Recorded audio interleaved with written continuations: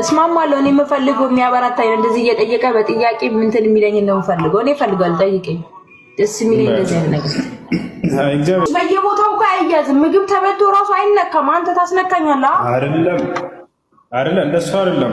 ቃሉ ሲናገር ምን አለ መሰለሽ? ትንቢተ ሁሱም ምዕራፍ 50 ቁጥር 46 ላይ የእግዚአብሔርን ቃል በየትም ስፍራ ብትሆኑ አንብቡት በመንግስተ ሰማያት ላይ ይመሰክርላችኋልና ይላል። መጽሐፈ ሁሱም ምዕራፍ 40 ቁጥር 52 ላይ ደግሞ በየትኛውም ቦታ ላይ የእግዚአብሔርን ቃል ያነበበ ሰው መንግስተ ሰማያት ይገባል ይላል።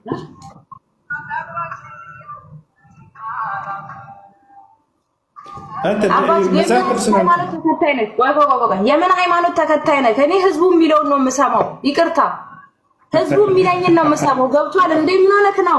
የምን ሃይማኖት ተከታይ ነህ? እኔ ገብቼ እንኳን አላየሁም። እሺ ምን አሉ ህዝቦች? ምን ብለውሽ ነው? የኛ የኦርቶዶክስነት ተከታይ እንዳልሆንክ ነው የሚነግሩኝ። የግዴታ የኦርቶዶክስ መሆን አለብኝ? ተሸንፈሽ እኮ ነው። ቅጣት እኮ ነው የምትቀጭው።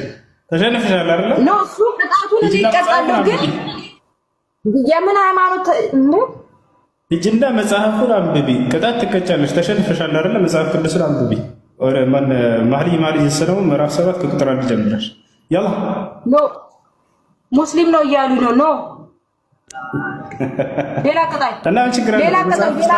ሌላ ቀጣይ ኖ እኔም እኮ መጽሐፉን አንብቢው ምን ችግር አለ ብታረቢው? ሌላ ቀጣይ በቃ አልቀበልም። እኔ የምቀበለው ሰው ማህበረሰቡ የሚለኝም ብቻ ነው። ማህበረሰቡ የሚለው ነው ወይስ መጽሐፍ ቅዱስ የሚለው ነው? ኢየሱስ ክርስቶስ በሰው ፊት ነው ይወላባ መጽሐፍ ቅዱስ ኢየሱስ ክርስቶስ ስለ ስርዓት አለው እኮ የት ነው ቦታዎች ንገሪኝ። በሰው ፊት አይሰበክም፣ በሙስሊሞች ፊት አለው። እኛ የምንጠቀማቸው በሰዓት ነው እንጂ ዝም ብለን እንደዚህ አይደለም። እሺ ቅድም ከምትተሽው ነበር። ታዲያ መጽሐፉን ይዘሽው ነበር። እዚህ ይዘሽው መጥተሽ አላወቅኩም። አሁን አንተ የምን ሃይማኖት ተከታይ እንደሆንክ አላወቅኩም። ብቻ ስታወራኝና ስትጠይቀኝ ደግሞ ሃይማኖት ተከታይ መሆኔ መጽሐፍ ቅዱስ ውሽላት እሺ በቃ ችግር የለውም። እሺ ፕሮፋይል ላይ ያደረግሽው ማን ነው? ምን ፕሮፋይል ላይ ያደረግሽው ምንድነው? አይን ካያይም አይቶ ማየት አትችልም። ማየት እኮ ያሳምናል። አይቼው ነው ማን ነው እያልኩሽ ነው። ማወቅ ፈልጌ ነው። አንተ ለማወቁ ለምን አስፈለገ? ለመከራከር ነው ወይስ እንደማታቆነክ ነው የምጠይቀኝ? ለማወቅ ነው እንዴ? እኔ አላውቀው ለማወቅ ፈልጌ ነው። ሳታውቀው ቀርተህ አይደለም፣ ክርክር ለመፍጠር ፈልገህ ነው በሃይማኖት ጉዳይ ላይ አይደለም። አላውቀውም እኔ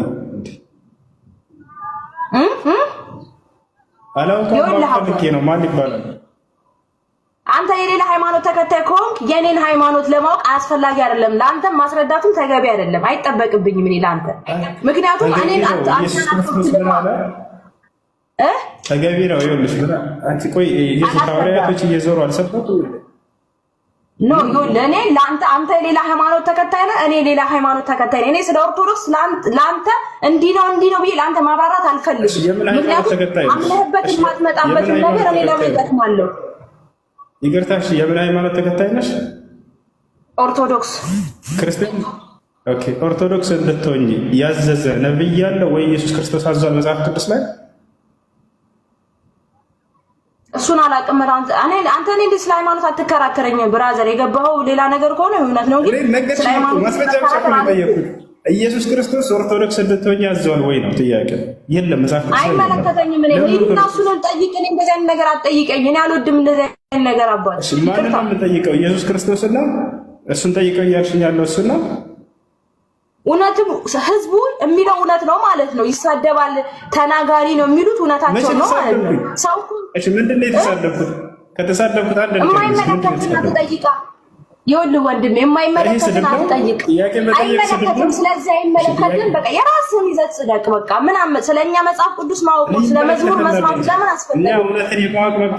እውነትን የማወቅ መብት የለንም እንዴ? ስለ ክርስትና የማወቅ አይደለም። አንተ ማወቅ ያለብህ ስለ እስልምና እምነት ብቻ ነው። አንድ ባንድ ጠንቅቀህ ስለ ራስህ ብቻ ሃይማኖት በደንብ አድርገህ ወቅ። ትክክለኛው መንገድ ክርስትና ነው ብለሽ ታምኛለሽ አይደለ? ሰዎች በዚያ መተው ቢያውቁ ስህተት አለባቸው። ችግሩ ምንድን ነው? ለምን አስፈለገው አንተ ስለዚህ ማወቁ? እኔ የምጠይቅህ መልስልኛ። እኔ በሃይማኖት ጉዳይ ክርክር ከጀመርክ ደግሞ ሃይማኖት ነው ብለሽ ታምኛለሽ አይደለ? አዳምጪ አዳምጪ። እውነተኛ ሃይማኖት ነው ብለሽ ካመንሽ ሰዎች ስለዛ ትክክለኛ ሃይማኖት ነው ብለሽ ስለምታምኑ መተው መጠየቃቸው ምንድን ነው ስህተቱ? ለመጠየቅ የለባቸውም። የሚመለከተው አባል ብቻ ሲጠይቀኝ ሙሉ በሙሉ 100% እመልሳለሁ ደስተኛ ሆኜ። የማይመለከተው አባል ግን ስለኔ ሃይማኖት አይችልም ልመልስለትም ጊዜም አይኖረኝም። ማንኛውም የሰው ልጅ ክርስትናን የማወቅ መብት የለውም የለውም። ማንኛውም የሰው ልጅ ክርስትናን የማወቅና የመጠየቅ መብት የለውም። ቃል ብቻ ነው እንድታነቡ መጽሐፍ ቅዱስ ይዘሻል። ኦሪት ዘዳግም ምዕራፍ 23 ቁጥር 1 ነው። ተሳዳቢ ነው ተሳዳቢ ነህ እንዴ? ተሳዳቢ ነው እያሉ ነው። እስካሁን ስሳደብ ሰምተሽኛል? እኔ ብትል አልሰማሁም፣ ግን ልትሰድበኝም ከመጣ ቅዱስ ገብርኤል ይይዝልኛል። ገብርኤል ይይዝልኛል። እኔ አልሳደብም። ያው አንብቢ። አሁን ከተሸነፈሽ ጥቃት መቀጣት ያለብሽ መጽሐፍ ነው አንብቢ። ይሄ የኦርቶዶክስ ጠላት ነው። አረ ብዙ ነው ኮሜንቶች የሚጽፉት ምንድን ነው? በቃ ክርስቲያኖች በጣም እንደ አምላካቸውን እኔ እንደሚፈሩ አምላካቸውን ቢፈሩ ወላሂ መንግስተ ሰማያት ይገባሉ።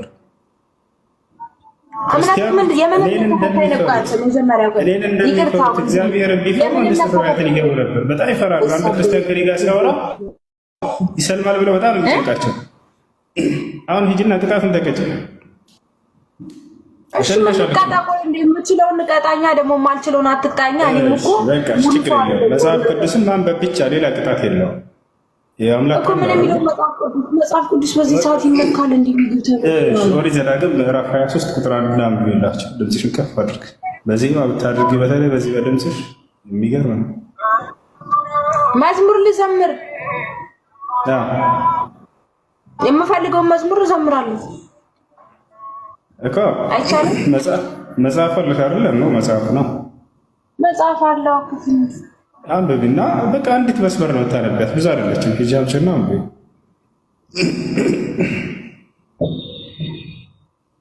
አንተ የምትለው መጽሐፍ የለኝም እኔ። አንቺ ችግር የለውም። መጽሐፍ ቅዱስ ነው። ቅዱሳኖች እንዴት ናችሁ? እዛ ቤት ያላችሁ ደህና ናችሁ? አማን ናችሁ? ሰላም ናችሁ? ይነበብ ነው መጽሐፋችሁ። አምልጡ ታቢ ያደርጋችሁለት ለሌሎች ሼር አድርጉላቸው፣ ለቄሶቻቸው፣ ለዲያቆናቶቻቸው ይሰሙታል። ይነበብ ነው። ድምጿ በጣም ያምራል። አዳምጡ ቅዱሳኖች። በጣም ተማመኑ። እሺ ኦሪት ዘመቃጠል ግን ኮሜንቶች ዝም ባያቸው እኔ ስሳደብ እስካልሰማችሁ ድረስ ዝም ባያቸው። እሺ መጽሐፍን አመጣችሁ ግለጩ። ኦሪት ዘዳግም ኦሪት ዘዳግም ያው ብትሳደብ ራሱ ቅዱስ ገብርኤል ቀድሞ ይቀስፍልኝ እዚሁ። አሜን ጌታ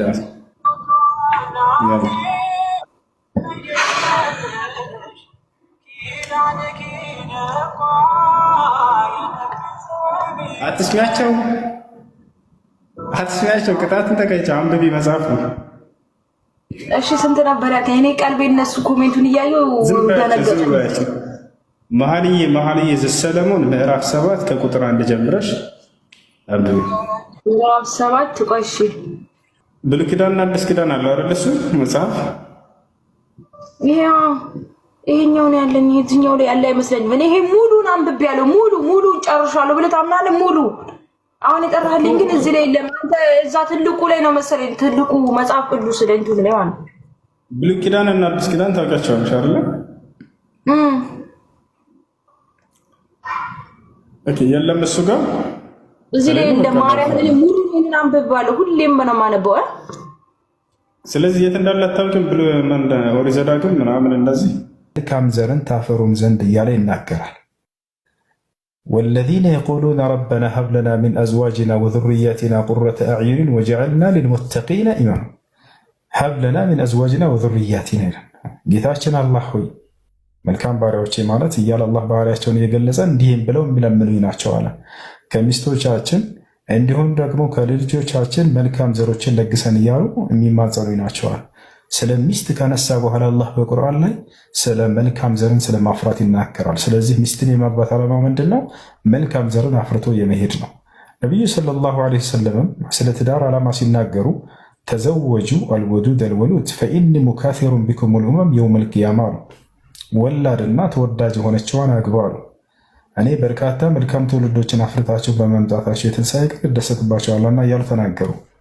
ይሄ ነው። ስለዚህ የትዳር ዓላማው በኢስላም መልካም ዘርን አፍርቶ መሄድ የሚለው ነው። የአምላክን ሕግና ስርዓት የሚጠብቁ መልካም ዘሮችን አፍርታችሁ መሄዳችሁ፣ ይሄ ነው ዓላማው። ነገር ግን በክርስትና ብንሄድ የስሜት ጥበብ ለማርካት ነው በሴት ልጅ ላይ። ጳውሎስ ሲናገር በምኞት ከምትቃጠሉ ብታገቡ ይሻላል አለ። በስሜት ከምትቃጠል ብታገቡ ይሻላል። ስሜት ማብረጃ ነች ሴት ልጅ። የሰው ልጅ ስሜቱን መቋቋም ካልቻለና በስሜት የሚቃጠል በምኞት የሚቃጠል ከሆነ በሴት ያግባ ተባለ። ጅማዓ ሴት ልጅ የስሜት ማብረጃ ነች እንዴ? ይሄ ነው ዓላማ። በስሜት ከምትቃጠል አለ ጳውሎስ። መልካም ዘርን ታፈሩ ዘንድ አላምላካችን አላህ ሱብሓነሁ ወተዓላ። ጫማዬንም ሳላወልቅ ውዶም ሳላደርግ መቅራት እችላለሁ በስልኬ? ምን አዳብ ትላወቲል ቁርአን እሺ፣ ከቁርአን መቅራት ለሚቀራ ሰው ሊያሟላቸው ከሚገቡ አዳቦች፣ ስነ ስርዓቶች መካከል ውዱ ማድረግ ሙስተሐብ ነው፣ ተወዳጅ ነው። ቁርአንን በሂፍዝም ሆነ ሞባይልን ይዞ ለሚቀራ ሰው ተወዳጅ ነው ውዱ አድርጎ ቢቀራ።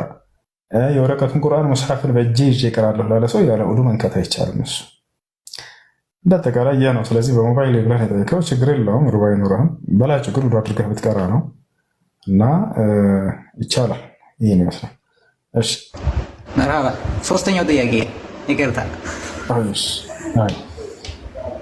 ሶስተኛ ጥያቄ እንትን አለ ብረት ሰራተኛዎችና ሸክላ ሰሪ የሚባል። እኔ አሁን ከብረት ሰራተኛዎችና ከሸክላ ሰሪዎች ነኝ እና በማንነቴ በደንብ እኮራለሁ፣ በሱም እኮራበታለሁ። እና ትዳር ሌላ ቦታ እንደዚህ አሁን ከኛ ውጭ ካሉት ሰዎች ስንጠይቅ ብዙ እንትን ያገሉናል እና ያገሉታል። እሱ እንዴት ይታያል? ሌላ የሚሉት ነገርም የሚሰጡንም ስም አለና እሱ ጽም አለ ወይስ ወሬ ብቻ ነው የሚለው ማወቅ ፈልጌ ነው። እሺ ሸክላ ሰሪዎችና ብረት ቀጥቃጮችን ቡዳ ናቸው እንዳታገቧቸው የሚባለው ይህ አባባል ነው እንጂ በኢስላም እንደዛ የሚባል ነገር የለም። እንዳውም ስራ የሚሰራን ሰው ኢስላም ያበረታታል። ነቢያችን ሰለላሁ ዐለይሂ ወሰለም ኸይሩ ማ አከለሁ ልዐብዱ ሚን ዐመል የዲህ ያው ከማ ቃለ ነቢ ሰለላሁ ዐለይሂ ወሰለም ሐዲስ ላይ ሲናገሩ የሰው ልጅ ከተመገበው ምግብ ሁሉ በላጩ ምግብ በእጁ ሰርቶ የሰራው ምግብ ነው አሉ። ስለዚህ ሰርቶ መብላትን በጣም ያወድሳሉ። ዘከሪያ ዓለይሂ ሰላም ሰርቶ የሚበላ ነበር፣ በእጁ አወድሰውታል። ነቢ ሰለላሁ ዐለይሂ ወሰለም ካነ ዘከሪያ ነጃረን አሉ። ዘከርያስ የያሕያ ወይም የዮሐንስ አባት አናጺ ነበር ብለው ተናገሩ። ያያችሁ ነቢያቶች ሰርተው የሚበሉ ናቸው። ነቢያቶች ሁላቸውም ሰርተው የሚበሉ ናቸው። ፍየል ጠብቀዋል። ማ ሚን ነቢይን ኢላ ወቀድ ረዐል ገነም አሉ ነቢ ሰለላሁ ዐለይሂ ወሰለም። አንድም ነቢይ የለም ፍየል ወይንም በግ የጠበቀ ቢሆን እንጂ አሉ። ወላ አንተ ያ ረሱለላህ እርሶን ብትሆኑ ተባሉ። ነዓም ኩንቱ አርዓሃ ሊአህሊ መካ ቢቀራሪጥ አሉ። አዎ ለመካ ሰዎች በፍራንኮች ጠብቃቸው ነበር ብለው ተናገሩ። ነቢ ሰለላሁ ዐለይሂ ወሰለም ሰርተው ይበሉ ነበር። ልክ እንዲሁ ሰርቶ የሚበላ ሰው ይወደሳል።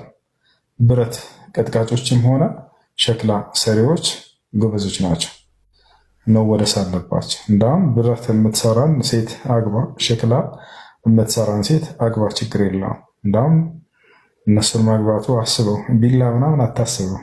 እንደዚህ ከተበላሸ ራሷ ትሰራዋለች።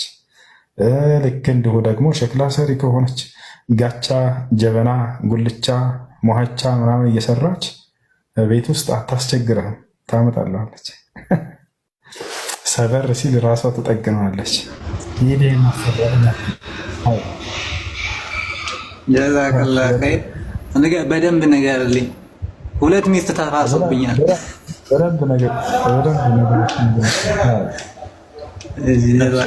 ቅድም ደግሞ ሙስሊም አይደለም ለሚሉት ሙስሊም ነኝ። ብዙ ጊዜ እንደዛ እያሉኝ አመት ሆኖኛል። ያንተን ላይቭ ስከታተል አላስገባኝ እያሉ ነው። ሙስሊም ነኝ። ከላይ ያለኸው ሰላም ሰላም ነው። እንዴት ነው? እኛ አንድ ጥያቄ ሊጠይቅ ነው።